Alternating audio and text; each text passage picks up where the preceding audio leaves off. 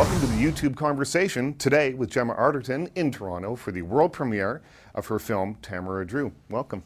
Thank you very much. Thank you very much. You know, I've interviewed you so much in the last little while because you haven't stopped working. No, it's well, I haven't. This year, 4 films have come out, and then so I've been doing lots and lots of promotion and press for it, and it just seems like I suppose I've been working steadily for 3 years, but everything came out in one big go, and it's kind of. This is the last one. So you're looking forward to sleeping in your own bed Yes. for a change, I guess, yeah instead of wait. a hotel room. Yeah. Are you, now you must be a professional in a hotel room.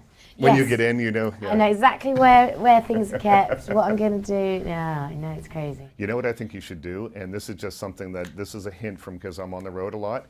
Unscrew the paintings, draw something on the wall under the painting, and put it back on. And that leaves a mark. It's called wall tattooing. Is it? Yeah. And then I'll see your ones underneath Absolutely. as well, won't I? You're naughty doing wall tattooing. You know me.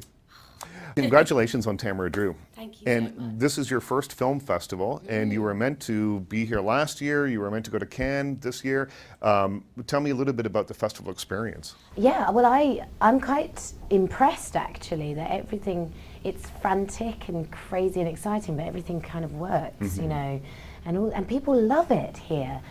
Our film was screened last night, and I was thinking, are people going to stay for the Q&A? And people do. They really come and they really care and they love film and they're intelligent film watchers, and yeah, it's a brilliant festival, and but it helps that everybody in Toronto seems to be so polite and respectful. It doesn't feel like a kind of meat market in a way. Right, yeah.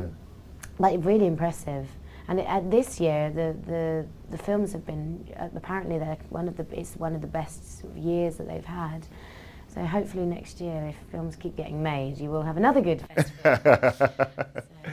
You know, I've been watching the progression of the films that you've made in the last few years, and it's everything from, this Quantum of Solace to some blockbuster Prince of Persia kind of movies, but you also, now you seem to have made a sort of a left turn a little bit, and you're making smaller, more character-driven movies now. Is that a result of the RADA training and wanting to get out and really kind of, do something that's not in front of a green screen and show what you can do? Yeah, I mean, when I first left, I left RADA 3 years ago, and I never expected I'd have a film career. Right. I always thought I would do theatre, and then it happened, and I was just going yes to every job without thinking about which actors in your, young actors do. Yeah, because you want to pay the rent and you pay want to the rent. You're excited, and you are very grateful that you're being considered, and you think it may be rude to turn something down. As a Brit, we tend to think that.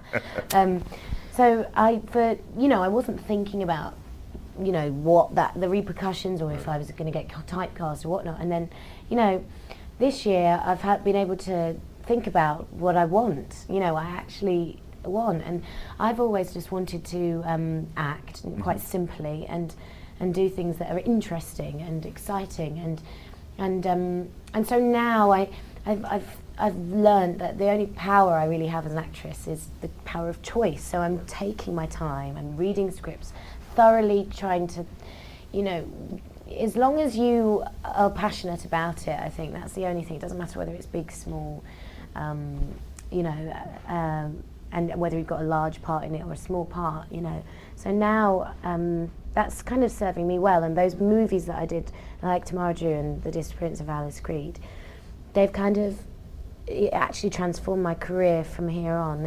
It's going much more down that kind of eclectic sort of intriguing films rather than your kind of all-out action movie. Right. Well, there could not be a much different film than Alice Creed to Tamara, Drewe, although I think the line that connects them is that they are characters that reveal, that have a veneer that is revealed to be something, that there's something underneath the veneer that isn't immediately apparent. Yes, and they're not particularly attractive roles in that, even though Tamara, Drewe is kind of sex symbol, she especially when she goes back with her new nose to the small town that she grew up in. That's right. Underneath it, she's quite an ugly character that and isn't necessarily appealing or someone that you'd want to be with. And that for me is exciting as an actor, because that's what you know, I want to work out why people do things that aren't me, you know, Right, right. and the same with Alice Creed. She's full on. She's, you know, both of them are quite sort of visceral and dirty inside, and that for me is very attractive when I'm looking for a role. Now, do you find, you live in one of the great people-watching cities of the world, but do you find, which I would think is a great acting exercise, I mean, going on the subway or walking down the street, you learn, you watch people, you see what's going on. Do you find as you get better known, and is it harder for you to maintain the kind of anonymity and be able to sort of study people? Actually, I mean, I will see what happens, because Tamara Drewe came out on Friday, and in London, and Right. I haven't been there, so and it is everywhere, all over London. So it might have changed, but I'm all right. I go anywhere I want, and I'm always walking about London, and nobody really says anything, and that's brilliant, because it means I stay in contact with the real world, because the film industry is not the real world, and in order to play real characters and to be able to connect with them, you have to have had some experience of that, and so I hope it doesn't change too drastically. I think a lot of it is an attitude, and people tend to leave you alone if you kind of abnormal, you Right. know. The more approachable you are, maybe the more they will kind of go, oh, she's just one of us. Yeah, exactly. I feel like it's like that, and long may it last, because I'd feel very uncomfortable if it was any other way. Right, right.